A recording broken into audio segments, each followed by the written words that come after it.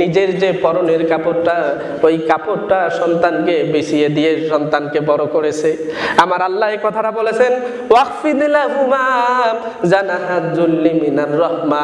ও ছেলেরা, ও সন্তানেরা, শুনে রাখো রে, আমার আল্লাহ বলছে তোমার মা যেমনই ভাবে কনকনে শীতে তোমাকে তার সমস্ত ভালোবাসা দিয়ে তোমাকে গরমে রেখেছে, ঠিক তদ্রূপ তোমরাও তোমাদের বাবা মাকে এভাবে আগলিয়ে রাখবে। সুবহানাল্লাহ। শুধু কি তাই, আল্লাহ পাক বলেছেন সর্বশেষ যে কাজটা করবে সেটা হলো ওয়াকুর রাব্বিরহামহুমা কামা রাব্বায়ানি সগীরা। যার বাবা মা নাই সে বুঝতেছে, যার বাবা মা আছে সেটা বুঝবে না। এ দোয়ায় কি বলা হলো? রব্বুল আলামিন, শৈশবকালে যখন আমি কোনো বুঝি নাই, আগুন আসলে আগুনে হাত দিতাম, সাপ চিনতাম না, ব্যাঙ চিনতাম না, ওই শৈশব অবস্থায় আমার মা আমার বাবা আমাকে যেমন ভাবে হেফাজত করেছে, আল্লাহ গো তেমনি ভাবে তুমি আমার বাবা মাকে হেফাজত করো। বলেন আল্লাহুম্মা আমিন। ভাইরা আমার, এ কারণে আমরা যারা আমাদের যাদের বাবা মা জীবিত রয়েছে, আমরা আমাদের বাবা মার খেদমত করবো তো ইনশাআল্লাহ। যাদের বাবা মা ইন্তেকাল করেছে, বেশি বেশি প্রত্যেকটা নামাজে হাঁটতে চলতে বসতে আপনি আমি যেন এই দোয়াটা পড়ি, রব্বিরহামহুমা কামা রাব্বায়ানি সগীরা। আপনি যদি পড়েন, আপনি মারা গেলে আপনার সন্তানও পড়বে, আপনি পড়বেন না আপনার সন্তানও পড়বে না, কারণ আপনি যেমনটা আচরণ করবেন আপনার সন্তানও তেমনটা আপনার সাথে আচরণ করবে। তা আমরা আমাদের বাবা মা যাদের মারা গিয়েছে, আমরা সদা সর্বদা এই দোয়াটা করব। এবং আজকে আমরা সর্বশেষ দোয়া করবো, আল্লাহ তাআলা যেন আমাদের বাবা মাদের সমস্ত জিন্দেগির গুনাহগুলো মাফ করে দেয়। সকলে বলি আল্লাহুম্মা আমিন। ভাইরা আমার, সম্মানিত কলিজার টুকরা মা বোনেরা, একটু কান লাগিয়ে শুনুন। আপনারা ভালো হলে অনেকটা জাতি ভালো হয়ে যাবে। কারণ আমরা যারা ছেলে, আমরা যারা বিবাহিত, কাজের কারণে আমরা বাইরে থাকতে হয়, বাবা মা থাকে বাড়িতে, আর আমাদের বউরা থাকে বাড়িতে। বউরা যদি, আমাদের দায়িত্ব, সন্তানের দায়িত্ব আছে বাবা মার খেদমত করা, বউয়ের দায়িত্ব কিন্তু বাবা মার খেদমত করা না। মাসালা শুনে রাখেন, আপনার বেটার বউ আপনার খেদমত করবে, আপনার বউর খেদমত করবে, শরীয়ত কিন্তু এটা নয়। শরীয়ত হলো আপনার ছেলে আপনার খেদমত করবে। কিন্তু আমরা কি সেটা বাড়িতে থাকতে পারি? আমরা তো জীবিকার তাড়নায় আমরা বাহিরে থাকি। তাহলে আমার যে সার্ভিসটা আমার মাকে দেওয়ার কথা, সেই সার্ভিসটা আমার বউকে দিয়ে করাতে হবে। কিন্তু আমাদের বউরা এখন কিন্তু সেটা করতে চায়। বিয়ের পরেই আলাদা, বিয়ের পরেই আলাদা। শাশুড়িকে আর ভালো লাগে না। আমি ওই বোনকে বলবো, বোন তুমি কি কোনোদিন শাশুড়ি হবে না? তুমি যেদিন শাশুড়ি হবে, তোমার ছেলের বউ তোমার ছেলেকে নিয়ে তেমনি আলাদা হয়ে যাবে। তখন কিন্তু তুমি বুঝবে আর ঢুকরে ঢুকরে কাঁদবে। তোমার এই কান্না 1% কাজে লাগবে।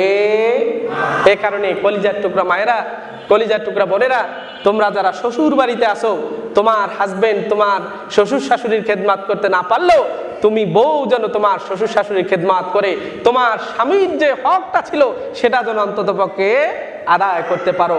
আমি আপনাদেরকে উদাত্ত আহ্বান জানাচ্ছি। আর সন্তান যারা রয়েছে, কেন মায়ের সেবা করবে? কোরআনুল কারীমে আল্লাহ পাক স্পষ্টভাবে কি বলেছেন, আসুন আমরা একটু শুনি। আল্লাহ রাব্বুল আলামিন কোরআনুল কারীমে বলেন, ওয়াওয়াসাইনাল ইনসানা বিওয়ালিদাই হামালাতহু আলা ওয়াহানিন ওয়া ফিসালুহু ফি আমাইন। সূরা বলি সুবহানাল্লাহ। আল্লাহ পাক বলছেন, পৃথিবীর সন্তানেরা, কেন তোমরা তোমাদের মায়ের সেবা করবে? ভালো করে শুনো। ওয়াওয়াসাইনাল ইনসানা বিওয়ালিদাই হামালাতহু উম্মুহু ওয়াহানান আলা ওয়াহানিন। সন্তানেরা শুনে রাখো রে, তোমার মা কষ্টের পর কষ্ট করে পেটে ধারণ করেছে। মা খেতে পারে না, উঠতে পারে না, বসতে পারে না, ঘুমাতে পারে না। গভীর রজনীতে মা বিছানা থেকে উঠে বারান্দায় গিয়ে আকাশের দিকে তাকিয়ে তাকিয়ে আল্লাহকে বলে, আল্লাহ আর কবে তুমি আমাকে এই যন্ত্রণা থেকে মুক্তি দিবে? আল্লাহ কবে মুক্তি দিবে? মা চোখের পানি টপ টপ করে ফেলে। পৃথিবীর কেউ না দেখলো, এটা দেখে কে? আল্লাহ বলছে, হামালাতহু উম্মুহু ওয়াহানান আলা ওয়াহানিন। তোমার মা কষ্টের পর কষ্ট করে তোমাকে লালন ধারণ করেছে পেটের মধ্যে। শুধু তাই নয়, সন্তানরা শুনে রাখো রে, তুমি যখন পৃথিবীতে এসেছিলে তোমার মায়ের প্রসব বেদনা কতটা হয়েছে তোমরা কি সেটা জানো? আজ বিজ্ঞান সেটা প্রমাণ করে দিয়েছে। ভালো করে শুনেন, বিজ্ঞান বলছে, মেডিকেল সায়েন্স বলছে, কৃত্রিমভাবে যদি আমাদের শরীরে ব্যথা পুশ করা হয়, তাহলে 45 ডেল ইউনিট অফ পেইন আমরা সহজে পুরুষ মানুষ যারা তারা সহ্য করতে পারি। বলেন কত del unit of pain? 45 del unit of pain. একটা পুরুষ মানুষের শরীরে কৃত্রিমভাবে যদি ব্যথা পুশ করা হয়, 45 del unit of pain push করলে আমাদের তেমন কোনো সমস্যা হবে না। আপনার শরীরে যদি 46 ডেল ইউনিট অফ পেইন যদি পুশ করা হয়, আমি সেন্সলেস হয়ে যেতে পারি। ভাইরা আমার, কলিজার টুকরা সন্তানেরা, পর্দার আড়ালের সম্মানিত মা ও বোনেরা, কান লাগিয়ে শুনুন। আমার মা, আপনার মা আমাকে আপনাকে দুনিয়াতে আনতে গিয়ে যেই প্রসব বেদনা, আজকের মেডিকেল সায়েন্স বলছে ওই মাকে নর্মাল ডেলিভারির সময় ওই মাকে 57 ডেল ইউনিট অফ পেইন সহ্য করতে হয়। যেখানে 46 ডেল ইউনিট অফ পেইন একজন পুরুষ মানুষ সহ্য করতে পারে না, সেখানে আমাকে এই পৃথিবীতে আনতে গিয়ে আমার মা 57 ডেল ইউনিট অফ পেইন সহ্য করতে হয়েছে। মেডিকেল সায়েন্স বলছে এই 57 ডেল ইউনিট অফ পেইনের তীব্রতা কতটুকু সেটা কি জানেন? মেডিকেল সায়েন্স বলছে which is equal 20 bones getting fractures at a time. মানব শরীরের সুস্থ 20টি হাড় ভেঙে চুরে চুরমার হয়ে গেলে যে ব্যথা, আমার মা, আপনার মা আমাকে আপনাকে দুনিয়াতে নর্মাল ডেলিভারি করে আমাকে আপনাকে দুনিয়াতে আনতে গিয়ে সেই রকম 20টা হাড় ভেঙে চুরে চুরমার হয়ে গেলে যে ব্যথা, এইরকম ব্যথা আমার মা, আপনার মা সহ্য করে আমাকে আপনাকে দুনিয়াতে এনেছে। সুতরাং খবরদার সন্তানেরা শুনে রাখো, ওয়াসাইনাল ইনসানা বিওয়ালিদাই হামালাতহু উম্মুহু ওয়াহনান আলা ওয়াহনিন। তোমার মা কত কষ্ট করেছে তোমাকে নরমাল ডেলিভারি করতে গিয়ে, তোমার মা 57 ডেল ইউনিট অফ পেইন সহ্য করেছে। যেই 57 ডেল ইউনিট অফ পেইনের তীব্রতা হচ্ছে মানব শরীরের 20টি তরতাজা হাড় ভেঙে চুরে চুরমার হয়ে গেলে যে ব্যথা, আমার মা, আপনার মা আমাকে আপনাকে দুনিয়াতে আনতে গিয়ে এতটা ব্যথা তাকে সহ্য করতে হয়েছে। সুতরাং খবরদার মায়ের সাথে কখনো খারাপ ব্যবহার করবে না। ভাইরা আমার, তাহলে দেখেন একজন মা কত কষ্ট করে আমাকে আপনাকে দুনিয়াতে, শুধু কি তাই, এত কষ্ট করে পৃথিবীতে আনার পরক্ষণেই আল্লাহ পাক আর একটা মৌলিক দায়িত্ব দিয়ে দিলেন, ওয়াফিসালুহু ফি আমাইন। আল্লাহ পাক আমার মাকে একটা দায়িত্ব দিয়ে দিলেন, মৌলিক দায়িত্ব। সেটা হচ্ছে তোমার সন্তানকে তুমি 2 বছর দুধ পান করাবে। কয় বছর? 2 বছর। আজকে শিশু বিশেষজ্ঞ ডাক্তাররা বলছে একজন মা যদি তার সন্তানকে 2 বছর দুধ পান করায়, তাহলে 2.5 মণের মতো দুধ মা তার সন্তানকে খাওয়াইছে। সুবহানাল্লাহ। অনেকেই আমরা আছি বুকে হাত দিয়ে বলতে পারবো না, জন্মের পর থেকে এখন পর্যন্ত 2.5 মণ গরুর দুধ কিনে খাইছি, এরকম অনেক লোক নাই, আছে না? কিন্তু আমার মা, আপনার মা জন্মের পরে আমাকে আপনাকে 2.5 মণ দুধ খাওয়াইছে। খবরদার সেই মায়ের সাথে খারাপ ব্যবহার করা যাবে। আজকের এই আলোচনা তখনই সার্থক হবে যখন আমরা যারা সন্তান আছি, আমরা যখন আমাদের মা বাবার সাথে ভালো আচরণ করব, তখনই আজকে এই মেরাজুন নবী সাল্লাল্লাহু আলাইহি সাল্লামের আলোচনা তখনই আমাদের কাজে লাগবে। আমরা রাজি আছি তো ইনশাআল্লাহ? আমরা কখনো বাবা মার সাথে খারাপ ব্যবহার করব। একটা রাষ্ট্র সুখী হওয়ার জন্য আল্লাহ পাক যে 14টা ফর্মুলা দিয়েছেন, 2টা ফর্মুলা বললাম, আর 2টা বলে শেষ করে দিচ্ছি। 3য় নাম্বার হলো, আমরা দারিদ্রতার ভয়ে আমরা আমাদের সন্তানগুলোকে হত্যা করে ফেলছি। এখন বলতে পারেন যে দারিদ্রতার ভয়ে সন্তান হত্যা করলাম কেমনে? আমরা তো আমাদের সন্তানকে মেরে ফেলি নাই, এরকম প্রশ্ন হতে পারে না? আগে আসেন, আল্লাহ পাক কোরআনুল কারীমে কি বলেছেন? ওয়ালা তাকতুলু আওলাদাকুম খাশিয়াতা ইমলাক নাহনু নারযুকুহুম ওয়া ইয়্যাকুম। জোরে বলি সুবহানাল্লাহ। আল্লাহ বলছে দুনিয়ার বান্দারা শুনে রাখো, ওয়ালা তাকতুলু আওলাদাকুম, ওয়ালা তাকতুলু আওলাদাকুম, তোমরা তোমাদের সন্তানগুলোকে হত্যা করিও না, মেরে ফেলিও না। এখন আমরা হয়তো আল্লাহকে বলবো, আল্লাহ আমরা তো আমাদের কোনো সন্তানকে মারি ফেলি নাই। আল্লাহ বলবে না, তুমি মেরে ফেলেছো। কেমনে মেরে ফেলেছি একটু ভালো করে শুনেন। আজকে আমরা, আমাদের বাংলাদেশে একটা স্লোগান ছিল, 2টা সন্তানের বেশি নয়, 1টি হলে ভালো হয়। এরকম স্লোগান আছে না? এই স্লোগানের এখন দরকার নাই। এখন এমন সিজার আমাদের উপর চাপিয়ে দেওয়া হয়েছে, এই সিজারেই আপনাকে বলবে যে 3টার বেশি নয়, 2টা নাও, 3য়টা রিস্ক, ওটা নেওয়ার দরকার। এখন আর স্লোগানেরও দরকার নাই। তা আপনি আমি যে শখের বসে, অনেকেই আছে শখের বসে সিজার করায়। করোনাকালীন সময়ের আমি একটা রিপোর্ট দেখলাম, 1 লক্ষ কত হাজার জন দেখলাম, আপনার 1,75,000 শিশু জন্মগ্রহণ করছে করোনার সময়, 4% সিজার লাগছে, বাকিগুলো সব নরমাল হয়েছে।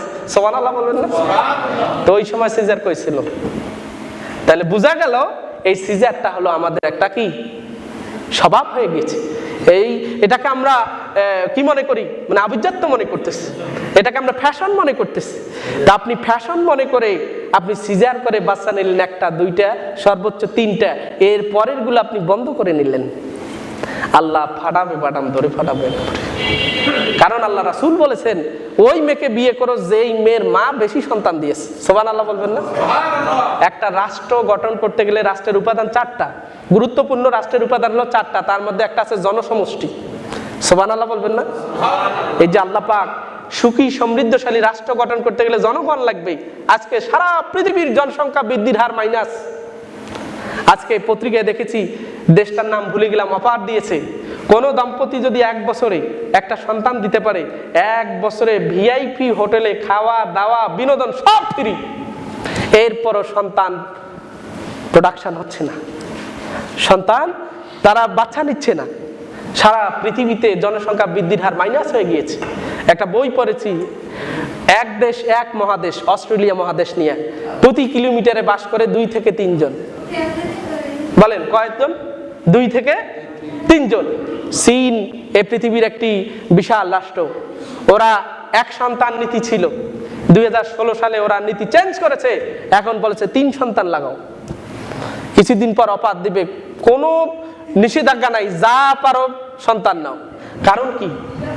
কারণ হলো এই পৃথিবী টিকে থাকতে হলে মানুষ তো লাগবে। আজকে গোল্ডম্যান স্যাক্স একটা গবেষণা করেছে যে এই অদূর ভবিষ্যতে যে পৃথিবী আসতেছে, এই পৃথিবীটাকে চালাবে N11 কান্ট্রিজ, নেক্সট 11টা দেশ, তার মধ্যে বাংলাদেশের অবস্থান 3য়। জোরে বলি সুবহানাল্লাহ। এই পৃথিবীকে চালাবে পৃথিবীর 11টা রাষ্ট্র, তার মধ্যে বাংলাদেশের নাম এসেছে 3য় নম্বরে। সেখানে গবেষণার রিপোর্ট দেখলাম 3য় নম্বর হওয়ার পিছনে অন্যতম কারণ হলো জনসংখ্যা। জোরে বলি সুবহানাল্লাহ। তা আজকে যে আমরা ভ্রূণ হত্যা করছি, আমাদের সন্তানগুলোকে পৃথিবীতে আসতে দিচ্ছি না, আমরা যে মেরে ফেলতেছি, ছোট পরিবার সুখী পরিবার, এরকম একটা স্লোগান আসছে এখন, ছোট পরিবার সুখী পরিবার। এটা হচ্ছে একটা মানে জাহান্নামী স্লোগান। ছোট পরিবার কখনো সুখী পরিবার হতে পারে না। আজ থেকে 20 বছর 30-40 বছর আগে আমাদের বাপ দাদাদের বাচ্চা কাচ্চা মেলা ছিল, নাতি নাতনি, কি যে মানে আপনার ফ্রুতি, কি যে একটা ভালো লাগা। এখন আপনি গ্রামে যাবেন, 2টা 1টা কোনোটা নাইও। দেখবেন যে আগের মতো আন্তরিকতা এখন নেই। এই যে বাবাজি বয়স্ক হয়ে গিয়েছে, এনার যদি 4টা 5টা ছেলে থাকতো, 4টা 5টা ছেলে বিবাহিত হলে নাতি নাতনি যদি 5-10টা করে থাকতো, এনাকে এসে এখন যে আনন্দটা দিত, সেই আনন্দটা যদি বাচ্চা না থাকে আনন্দ পাবে? বলেন। তাহলে যারা বলে যে ছোট পরিবার সুখী পরিবার, এটা এক প্রকারান্তে এটা একটা জাহান্নামী স্লোগান। এবং এই ছোট পরিবার কখনো সুখী হতে পারে না, কারণ মানসিকভাবে অসুস্থ হয়ে যায়। কারণ আমরা মানুষ, আমাদের কি দরকার? মেন্টাল সাপোর্ট দরকার। এই মেন্টাল সাপোর্ট হবে কখন? যখন আমি বয়স্ক হব, তখন আমার যখন নাতি নাতনি থাকবে। পৃথিবীর টাকা পয়সা দিয়ে যে সুখটা পাওয়া যাবে না, নাতি নাতনির খুনসুটিতে সেই সুখটা আল্লাহ পাক দিয়ে দিবেন। কথা বলে ঠিক কিনা? তাহলে পরিবার সুখী হতে হলে ছোট পরিবার নয়, পরিবারকে বৃহৎ পরিবার করতে হবে, সন্তান নিতে হবে, আল্লাহ যা দেয় সবগুলো। কিন্তু আজ এমন এক ব্যবস্থা আমাদের উপর চাপিয়ে দেওয়া হয়েছে, আমরা সিজারে অভ্যস্ত হয়ে গিয়েছি। আর প্রাইভেট ক্লিনিকগুলো, আপনি যেটা সিজারের দরকার নাই এটাও সিজার করাচ্ছে। কাল কিয়ামতের ময়দানে তাদেরকে আল্লাহর দরবারে হত্যার মামলার আসামি হয়ে তাদেরকে দাঁড়াতে হবে। কথা বলে ঠিক কিনা? আপনি প্রাইভেট ক্লিনিকগুলো যাবেন, নর্মাল ডেলিভারিগুলোকেও তারা সিজারে, তারা এমন ভয়ভীতি দেখাচ্ছে। আমি একটা লেখা পড়লাম একটা পত্রিকায়, সেটা হলো 3টা ডায়লগ দেয়। আর একটু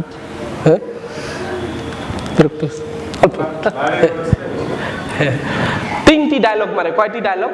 3টা ডায়লগ। একটা হলো বাচ্চা পানি শূন্যতায় আছে। আচ্ছা বলেন, এই জরুরি অবস্থায় ডাক্তার যদি এরকম কথা বলে, এটা মানে সিজার করা ছাড়া কেউ আর অন্য কিছু চিন্তা করবে? 2 নাম্বার হলো যে পেটের ভিতরে বাচ্চা পায়খানা খেয়েছে। আচ্ছা বলেন, তাহলে আর মনটা ঠিক থাকবে? 3 নাম্বার হলো বাচ্চার পজিশন উল্টো গেছে। আচ্ছা এই 3টে ডায়লগ যদি সঠিক হয়, 1,75,000 সন্তান যে করোনাকালীন পৃথিবীতে না বাংলাদেশে আসলো, তাহলে এই 3টে ডায়লগ ওদের কি হয়ে মানে কোথায় গিয়েছিল? তাহলে এই 1,75,000 শিশুর মধ্যে 4% হলো মাত্র সিজার, বাকিগুলো নরমাল হলো। তাহলে এই ডাক্তারদের এই 3টি ডায়লগ মিথ্যায় প্রমাণিত হয়েছে। কথা বলেন ঠিক কিনা? যে সমস্ত কসাই ডাক্তারেরা ব্যবসার উদ্দেশ্যে ক্লিনিক খুলে বসেছে, যারা এই আমাদের বোনদের পেট কেটে যারা সন্তানগুলোকে বের করতেছে, তারা কি জানে? আমরা তো মনে করি শুধু পেটটা কাটলো, পেট কাটে না, পেটের মধ্যে 7টা চামড়ার স্তর রয়েছে, 7টা পর্দা রয়েছে। আপনি দেখেন তো একটু আঙ্গুল কাটা গেলে কতটা কষ্ট। একটা মাকে এই যে কাটতেছে, 7টা চামড়া কেটে ভেদ করে বাচ্চা বের করানো হচ্ছে। একটা মাকে আজীবনের জন্য পঙ্গুত্ব বানিয়ে দিচ্ছে। তারপর অবশ করার যে ওটা কি যেন দেয়, অ্যানেস্থেসিয়া না কি যেন, এটা কতটা ভয়ানক, কতটা ভয়ানক। এই শীতকালে যে সমস্ত বোনেরা সিজার করেছে, শীতকালে হাড়ে হাড়ে টের পাচ্ছে। শীতকালে যখন শীত লাগে, এটার যে তীব্রতা, এটা তার মৃত্যুর আগ পর্যন্ত থাকবে। শুধু তাই নয়, আজকে পরকীয়া প্রেম কেন বেড়ে গিয়েছে? এগুলো তো আমরা গবেষণা করি না। পরকীয়া প্রেম কেন বেড়ে গিয়েছে? পুরুষরা কেন আজকে অপর নারীতে কেন আসক্ত হয়ে গিয়েছে? সিজার করা সিজারিয়ান একজন মা, 1টা 2টা 3টা সিজারিয়ান মা, সে শারীরিকভাবে তার ক্যাপাবিলিটি নাই। আর একজন পুরুষ মানুষ তার ওইভাবে কেটে বের করে নেই। তার শক্তির তো কোনো ঘাটতি হয়েছে? তার শক্তি তো খাওয়া দাওয়া ভালো খেলে আরো বেশি হয়েছে, এরকম আছে না? তাহলে আমার ওই বোনটাকে কেটে কেটে তো ওই বোনের পুরো শরীরটাকে তছনছ করে দিয়েছে। ওই বোন তার স্বামীর মন জয় করতে পারছে না। আপনি দেখেন, ইসলামের এক জায়গায় আপনি আঘাত দিবেন, শত জায়গায় এটার খারাপ প্রভাব তৈরি হবে। তা আমার যে বোনটা সিজার করলো, এই বোনটা তো তার স্বামীকে সন্তুষ্ট করতে পারছে না, যার ফলে ওই স্বামীটা 1 দিন 2 দিন 3 দিন 4 দিন 5 দিন ধার্মিক হলে তাও নিজেকে কন্ট্রোল করলো।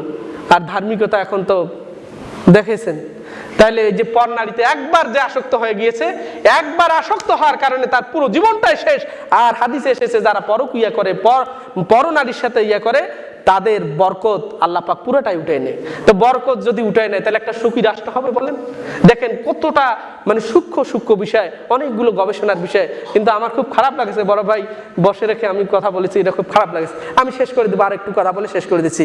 ভাইরা আমার, তাহলে আমরা কি করতে হবে? একটা জিনিস খেয়াল করেন তো, পৃথিবীর কোনো প্রাণীর সিজার লাগে? একটু ভালো করে শোনেন, পৃথিবীর কোনো প্রাণীর সিজার লাগে না, মানুষের সিজার কেন লাগে? আল্লাহ তাআলা সন্তান দিয়েছেন, সন্তান পৃথিবীতে আসার প্রক্রিয়া কিভাবে হবে আল্লাহ সেটা করে দিয়েছেন।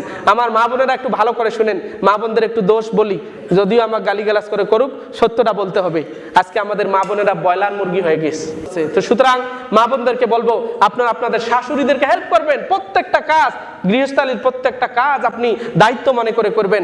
আপনি যখন কাজ করবেন, আল্লাহ পাক আপনার শরীরটা ভালো রাখবেন। কিন্তু শাশুড়িকে মা হিসাবে মনে না করে, শাশুড়িকে ডাইনি হিসাবে মনে করে এরা, এমনকি সতীনের মতো আচরণ করে, যার ফলে আল্লাহ তাআলা তাদের এই গজবগুলো দিয়ে থাকে। সম্মানিত মা বোনেরা, আপনারা শুনতেছেন, আপনাদেরকে একটা গল্প বলে আলোচনা শেষ করে দিচ্ছি। চায়নার একটা গল্প আমি পড়েছি একটা ইংরেজি পত্রিকায়। চায়নায় একটা মেয়ে জন্মগ্রহণ করতে যখন হয়, তখন তার মা মারা যায়। ও তার মাকে দেখে নাই, সে প্রসব হওয়ার সাথে সাথেই তার মা মারা যায়। এই মেয়েটাকে তার মামারা দেখভাল করে, বড় করে, লালন পালন করে তাকে বিয়ে দেয়। তো মেয়েটার একটা স্বপ্ন ছিল যে, আল্লাহ তুমি আমার মাকে দেখাও নাই, আমার যে শাশুড়ি হবে তাকে আমি আমার মায়ের মতো আমি তাকে দেখভাল করব। কিন্তু ভাগ্য এতটা খারাপ, যেখানে বিয়ে হয়েছে ওই শাশুড়ি দাজ্জাল, কুটনি, মানে বউ এমন জ্বালায়, মানে সে তো এমনি মায়ের আদর পায় নাই, আবার শাশুড়ির এমন জ্বালানি, সে অতিষ্ঠ। তার মামা ছিল MBBS ডাক্তার, সে তার মামার কাছে আসে, বলে মামা, হয় তুমি আমাকে মেরে ফেলো, নাহলে আমার শাশুড়িকে মেরে ফেলো। তার মামা বলছে, মারে, তোমার মা তোমাকে জন্ম দিতে গিয়ে মারা গিয়েছে, তুমি আমার একমাত্র ভাগ্নি, তোমাকে আমি এত ছোট থেকে বড় করেছি, তোমাকে মেরে ফেলবো এটা হয় না, তোমার শাশুড়িকে মেরে ফেলবো, তবে তুমি আমার কিছু টিপস শুনতে হবে। সেটা কি? আমি তোমাকে কিছু স্লো মেডিসিন দিচ্ছি, এই মেডিসিনগুলো তোমার শাশুড়িকে খাওয়াবে বিভিন্নভাবে, তোমার শাশুড়ি 6 মাস পরে মারা যাবে। কয় মাস পরে? 6 মাস পরে। মানুষ বুঝতে পারবে না, তোমার উপর আর কোনো কি হবে না, প্রভাব পড়বে না। তো মামা তাকে মেডিসিন দিল, আর ভাগ্নি তো খুশি হয়ে আসলো। এসে আরেকটা বলছে যে এই ওষুধ খাওয়া অবস্থায় তোমার শাশুড়ি তোমাকে মারুক কাটুক, তোমার সাথে যত খারাপ আচরণ করুক না কেন, যে আচরণ করবে তার বিপরীত আচরণ করবে। তোমার সাথে খারাপ আচরণ করবে আর তুমি ভালো আচরণ করবে। এই ওষুধ চলাকালীন অবস্থায় কোনোদিন তোমার শাশুড়ির সাথে খারাপ ব্যবহার করবে না। তাহলে মানুষ কেউ বুঝতে পারবে না, মানুষ জানবে তোমার সাথে তোমার শাশুড়ির খুব ভালো সুসম্পর্ক। তো মামার কথা অনুসারে এদিক মেডিসিন চালাচ্ছে, আর শাশুড়ি যা আচরণ করতেছে বউ তার বিপরীত আচরণ করতেছে। এক সপ্তাহ এরকম ভালো আচরণ করতে না করতেই শাশুড়ি হাউমাউ করে কেঁদে বউকে একদম এভাবে জড়াই ধরে বলছে, মা আমার আপন মেয়ের চেয়েও তুমি আরো ভালো। জোরে বলি সুবহানাল্লাহ। আমার আপন মেয়ের চেয়েও তুমি ভালো। বোনের আমার, এই আচরণগুলো কি করা যায় না? ভাইয়ের আমার, ওই মেয়েটা তখন দৌড় দিয়ে গেল তার মামার কাছে, গিয়ে বললো, মামা ওষুধ ফিরিয়ে নাও। আমার শাশুড়ির মতো সেরা শাশুড়ি আমি তো আমার মাকে দেখি নাই, আমার মনে হয় আমার মাও এরকম হতো না। এরপর মামা বলল, ভাগ্নি রে, আমি তো তোমার শাশুড়িকে মারার ওষুধ দেই নাই, আমি ভিটামিন ওষুধ দিয়েছি।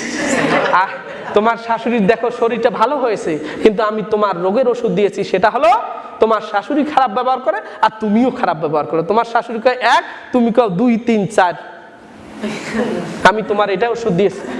তো সুতরাং মা বোনেরা, অসংখ্য মা বোন হয়েছে, পুরো প্যান্ডেল ভর্তি মা বোনদেরকে পা ধরে বলি, আজকের এই মাহফিল সার্থক। আপনারা যদি আপনাদের শাশুড়িকে নিজের মা মনে করে যদি আচার আচরণ করেন, দেখবেন আপনার ছোট্ট পরিবারটা একটা সুখী সমৃদ্ধশালী পরিবার হবে, জান্নাতের টুকরো যেন হবে আপনার এই পরিবারটা। সুবহানাল্লাহ বলবেন। তো সুতরাং আর একটা কথা বলে শেষ করে দিলাম, সেটা হলো আমাদের যে শাশুড়ি যারা আছে, ওটা না বললে তো আবার ঝগড়া লাগবে ওখানে। খালি বউর দোষ তো না, শাশুড়িরও দোষ আছে। আমাদের যারা এই আজ থেকে 30, 40, 50 বছর আগের যে শাশুড়ি যারা, তাদের দোষ আছে। এখন যারা শাশুড়ি হচ্ছে তাদের দোষ নাই, কিন্তু তারা আধুনিক যুগের, তারা অনেকটা বউয়ের সাথে বউর সমমাননা, এদের আর লাগে না। কিন্তু যারা একটু বয়স্ক, তারা কিন্তু ওই যে কষ্ট করে সংসার করছে, এরা ওই ক্ষতিটা মেনে নিতে পারে না। তো শাশুড়িদেরকে বলবো, আপনারাও একটু কি হন, স্বাভাবিক হন, বউকে নিজের মেয়ে মনে করেন। 1, 2 শাশুড়ি মানে 2 মহিলা গল্প করতেছে, এক মহিলা আর এক মহিলাকে বলতেছে যে আমার জামাই, মেয়ের জামাই এত ভালো, আমার মেয়ের সব কাজ করে দেয়। পরক্ষণে বলল যে আমার বাড়িতে এক মেয়ে আসছে, এতটা দাজ্জাল মার্কা, আমার ছেলেকে দিয়ে সব কাজ করায়। কি বুঝলেন? এর নাম হলো নারী। তো সম্মানিত শাশুড়িরা, আপনারাও একটু ভালো হবেন, বউরাও ভালো হবেন। আল্লাহ সুবহানাহু ওয়া তাআলা, অনেক কথা বলা ছিল, আমি আর এদিকে গেলাম না। আল্লাহ সুবহানাহু ওয়া তাআলা সর্বোপরি আজকের এই আলোচনা থেকে আমাদেরকে যেন আমল করার তৌফিক দান করে। সকলে বলি আল্লাহুম্মা আমিন। আল্লাহ সুবহানাহু ওয়া তাআলা